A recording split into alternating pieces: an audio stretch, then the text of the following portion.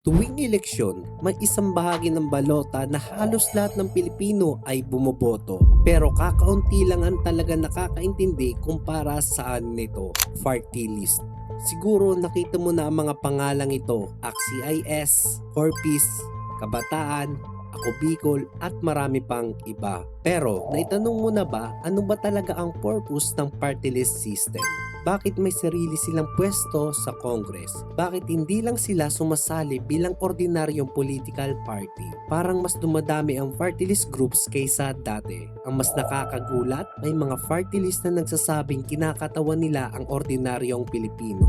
Pero ang mga nominee nila minsan ay kilalang negosyante, dating government official o kaya may connection sa mga political families. Kaya tuloy maraming nagtatanong, ganito ba talaga ang original na purpose ng party list system? O may nagbago ba sa paglipas ng panahon?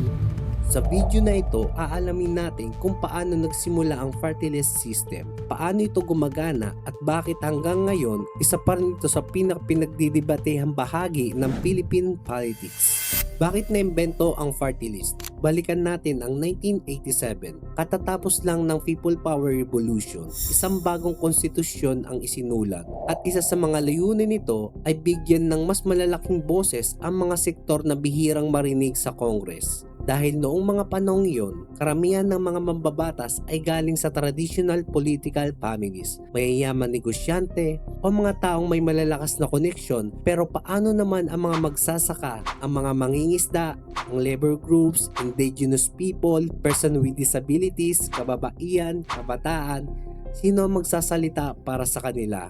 Kaya dito ginawa ang konsepto ng party list system. Ang ideya, simple lang. Hindi lang ng representante sa Congress ay dapat manggagaling sa malalaking political parties. Dapat may espasyo rin para sa mga sektor na kadalasang walang sapat na representasyon. Paano ba talaga ito gumagana ang party list? Maraming Pilipino ang akala ang party list ay parang senador lang. Pero hindi. Kapag bumoboto ka ng party list, hindi isang tao ang binoboto mo, isang organisasyon. Halimbawa, kapag nanalo ang isang party list group ng sapat na boto, magkakaroon sila ng pwesto sa House of Representatives. Hindi lahat ng boto ay automatic nakatumbas ng isang upuan. May legal formula kung paano hinahati ang available seats at depende sa resulta ng eleksyon. May mga party list na nakakakuha ng isa, dalawa o hanggang 3 kinatawan. Pero habang lumilipas ang mga taon, napansin ng maraming Pilipino na parang may nagbabago. May ilang party list na ang nominee ay hindi naman mukhang kabilang sa sektor ng kanilang kinakatawan. Halimbawa, may mga nominee na dating congressman, dating cabinet official, business executive o kaya may kamag-anak na nakaupong politiko. Kaya maraming nagtatanong, pwede ba talaga yon? Hindi ba dapat manggaling mismo sila sa sektor na nire-represent nila? Ang desisyon ng Supreme Court na nagbago sa laro. Sa paglipas ng panahon, nagkaroon ng iba't ibang kaso na umabot sa Supreme Court. Isa sa pinakamahalagang usapin ay ang kung sino ba talaga ang pwedeng sumali sa party list election. Sa mga naging desisyon ng Korte Suprema, mas pinalawak ang interpretasyon ng batas. Hindi lang exclusive sa marginalized sector ang maaaring lumahok. Maaari ring sumali ang mga national o regional organization basta natutugunan nila ang mga legal requirements. Para sa ilan, natural lang itong evolusyon ng sistema. Para naman sa iba, ditong nagsimulang lumayo ang party list system sa original nitong layunin. Bakit may political families sa party list?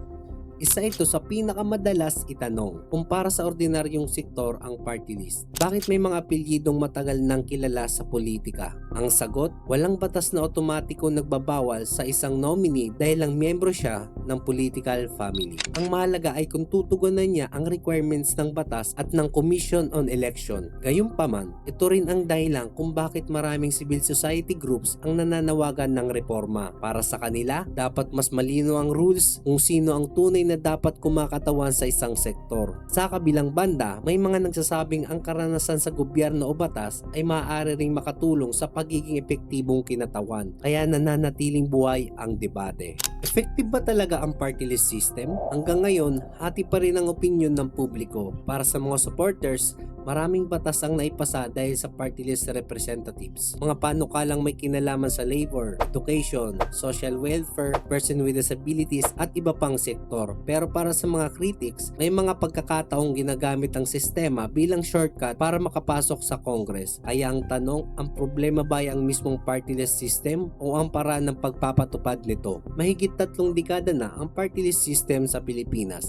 Hanggang ngayon, isa pa rin ito sa pinag-uusapang bahagi ng ating eleksyon. Para sa iba, isa itong mahalagang paraan para marinig ang boses ng mga sektor na matagal nang nasa laylayan. Para naman sa iba, kailangan na itong baguhin upang mas maging tapat sa orihinal nitong layunin. Ang isang bagay lang ang sigurado, tuwing bumuboto tayo ng party list, hindi lang tayo pumipili ng pangalan sa balota. Bumuboto rin tayo para sa ideya kung paano dapat magkaroon ng representasyon ang iba't ibang sektor ng lipunan. At habang nagpapatuloy ang mga debate tungkol sa sistema, ang pinakamahalagang tanong ay nananatiling bukas. Ang party list system ba ngayon ay ginagawa pa rin ang layunin? Kung bakit ito unang nilikha? O paano na ba para isipin kung paano ito mapapabuti? Ang sagot ay nakasalalay hindi lang sa batas, kundi pati sa mga botanteng Pilipino na pipili sa bawat eleksyon.